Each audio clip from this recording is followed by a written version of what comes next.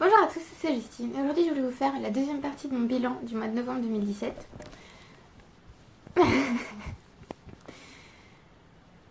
Mishka est derrière la caméra, c'est elle qui filme. Attention, vérifiez l'image, tout ça. Le mois de novembre est le mois où j'ai le moins lu de l'année. Parce qu'il y a eu d'autres...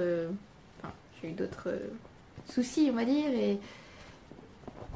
et j'avais pas envie... En fait, c'est pas que j'avais pas envie de lire les livres que je lisais, mais en fait, je sais pas, ça m'attirait pas autant que je l'aurais espéré. Du coup, je n'ai réussi à finir que 4 livres, et j'en ai commencé 3 que j'ai pas fini, donc je vais d'abord vous parler de ceux-là.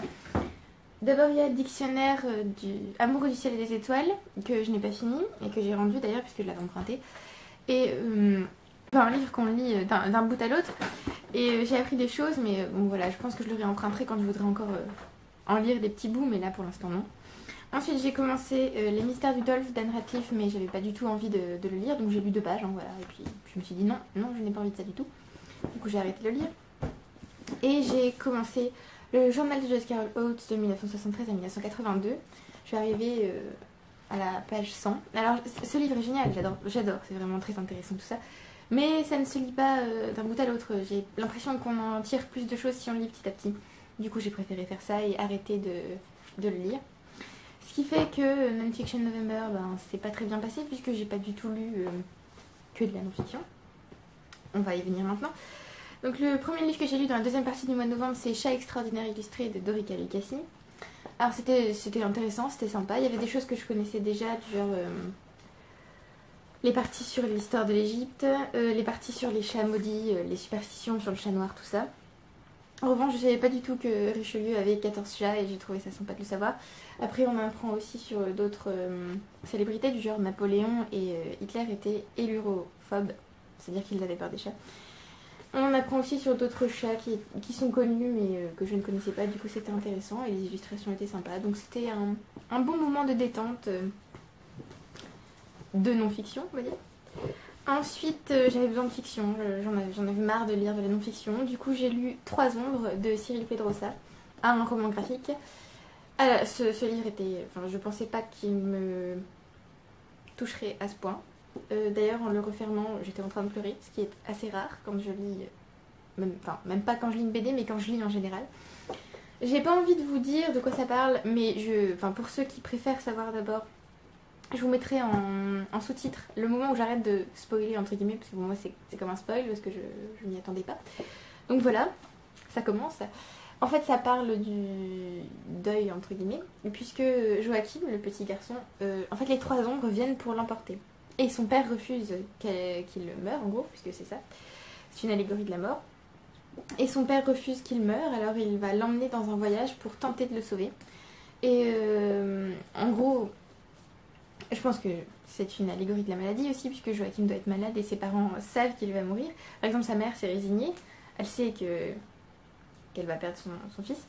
Mais le père, lui, non, il veut pas se résigner, il veut combattre, en fait, il veut pas comprendre qu'il est impuissant contre la mort de son fils.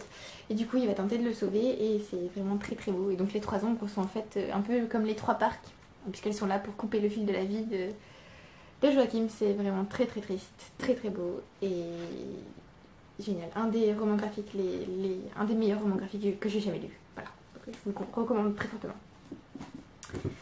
Ensuite, j'ai lu La lettre écarlate de Scarlet Letter de Nathaniel Hawthorne. Bon, je l'ai pris comme ça. Je me suis dit, allez, on va lire ça. Et en quelque sorte, ça va m'aider pour mon mémoire, puisqu'il y a pas mal d'éléments gothiques, puisque en fait la lettre écarlate c'est la lettre A qui signifie adultère et qui a été cousue sur la robe d'Esther Prynne, qui a commis l'adultère et qui a eu un enfant illégitime. On n'a jamais le mot adultère mais écrit dans le livre, ce qui est assez... Enfin ça permet de rester assez allusif, mais en fait le lecteur comprend, mais j'ai trouvé que c'était un procédé assez ingénieux. J'ai beaucoup aimé ce livre comparé à The House of the Seven Gables, la maison aux 7 pignons du même auteur, que j'avais détesté clairement. Là j'ai beaucoup aimé le style d'écriture. Dès le début il m'a séduite entre guillemets, puisqu'il a... En fait Esther Prynne est enfermée dans une prison et il dit qu'elle passe devant un buisson de roses qui a survécu par rapport à l'atmosphère de la prison, tout ça. Et j'ai trouvé ça très beau, c'était assez poétique.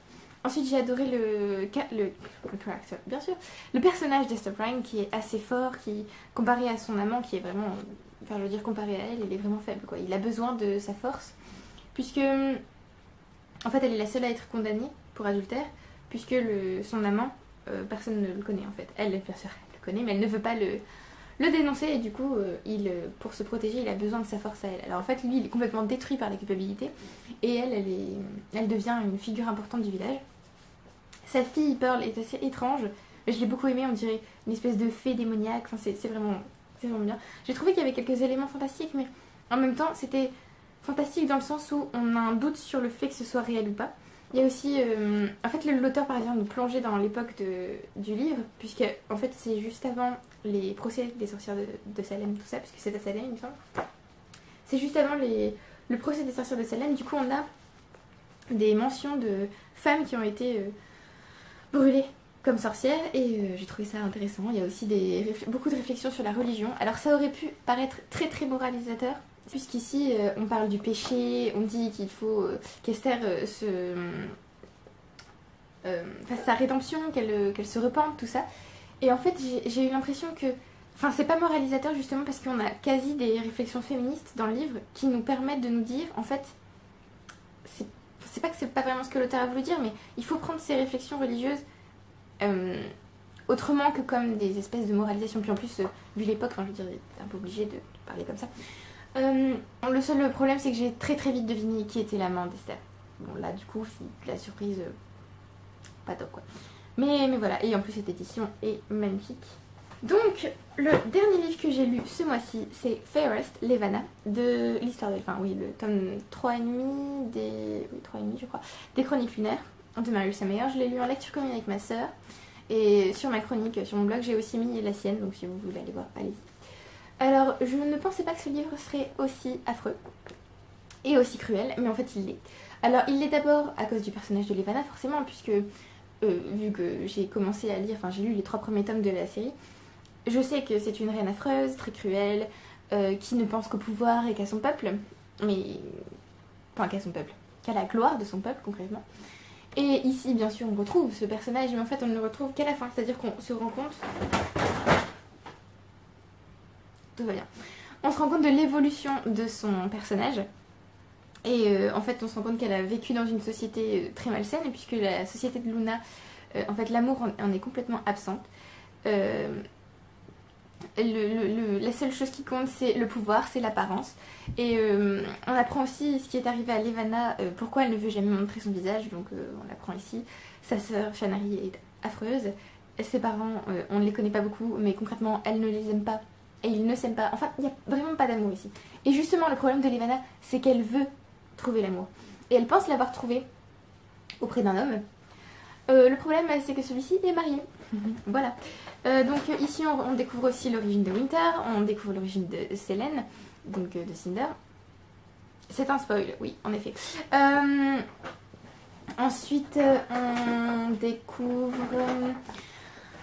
aussi le processus, pourquoi Levana s'est retrouvée reine et comment. Voilà, et alors la fin...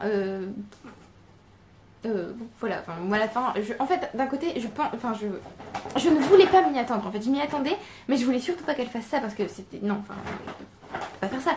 Et si elle le fait, donc ça m'a un peu choquée. Et je trouve que l'auteur a réussi à créer un personnage méchant très réaliste, mais qu'elle n'a pas essayé de nous faire aimer. Et heureusement, parce que si jamais elle avait essayé de faire ça, ça aurait complètement ruiné la lecture pour moi, j'aurais détesté. Et là j'ai quand même aimé. Voilà, et là on retrouve bien l'espèce de miroir avec le fait que Levana ne puisse pas montrer son visage, puisqu'elle met toujours un voile quand elle est interviewée ou quand elle passe dans une émission ou quoi. Voilà. Sinon c'est bien écrit. Bien sûr, Levana est une réincarnation de la méchante reine dans Blanche-Neige. Et ce pour plusieurs raisons. D'abord, elle épouse le père de Winter. Ensuite, elle devient la belle-mère de Winter. Le seul truc qu'elle essaie qu'elle n'essaie pas de faire, c'est de la tuer. La seule personne qu'elle sait tuer, c'est Selene. Donc, c'était un très bon livre. Et je pense qu'il est un peu nécessaire quand même pour comprendre Levana, pour bien comprendre la série, je trouve. Enfin, voilà. Si on s'intéresse au personnage de Levana, il vaut mieux lire ce livre, je pense. Donc c'est tout ce que j'ai lu pour ce mois-ci, je vais vous faire mon petit bilan. Alors le meilleur livre que j'ai lu c'est Eating Animals, au même niveau que 3 ombres de Cyril Pedrosa. Le fail du mois, je pense que c'est The Faith of the Writer de Joyce Carol Oates parce que je m'attendais à beaucoup plus, que ce soit beaucoup plus intéressant. La déception c'est Ketala puisque j'ai adoré ce livre la première fois que j'ai lu et là en le relisant c'était pas aussi bon. Et la surprise c'est aussi 3 ombres de Cyril Pedrosa puisque je ne m'attendais pas du tout à aimer autant ce livre. Donc j'ai acquis 18 livres parce que j'ai oublié de vous montrer certains livres que j'ai acquis. Enfin en effet ce mois-ci j'ai encore reçu des comics. Et alors j'ai reçu le volume 56, 57, 58 et 59 de la série. Donc le volume 56 c'est Wonder Woman, Dieux immortels de... Je ne suis jamais renseignée sur ce truc-là. De Georges Pérez, Greg Potter, Len Wein et Georges Pérez. Au dessin aussi. Donc là.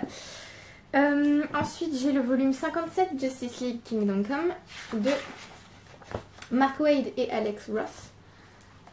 Les graphismes ont l'air vraiment très très beaux. Alors que les graphismes de Wonder Woman sont un peu plus anciens. Ensuite j'ai le volume 58 Aquaman Peur Abyssale de Geoff Jones, Ivan Reis et Joe Prado. Voilà. Et j'aime beaucoup la couverture derrière, enfin l'illustration derrière. Et enfin le volume 59 c'est Earth 2 Rassemblement. Voilà.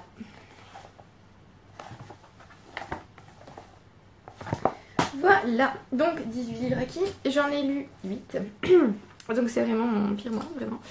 Je n'ai donc lu que 1974 pages si on ne compte pas les 200 pages du dictionnaire, si on ne compte pas les 100 pages de Joyce Carol Oates. Voilà. Alors j'ai lu 4 non-fiction, ce qui est quand même plus que d'habitude, 3 romans et une BD. Dans les 4 non-fiction il y a 2 mémoires, 2 essais, dans les romans un contemporain, un classique et un SF, et dans la BD c'est un roman graphique.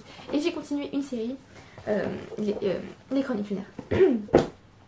Donc c'est tout pour ce mois-ci, j'espère que vous avez apprécié la vidéo. Merci d'avoir regardé jusqu'au bout. Si vous avez lu certains de ces livres, dites-moi ce que vous en avez pensé. Si vous avez d'autres choses à me dire, dites-moi. Si vous avez participé à Non-Fiction November, dites-moi combien de livres vous avez lu, ce que vous avez lu, si vous avez aimé. Et je vous retrouve bientôt pour une nouvelle vidéo. Bye!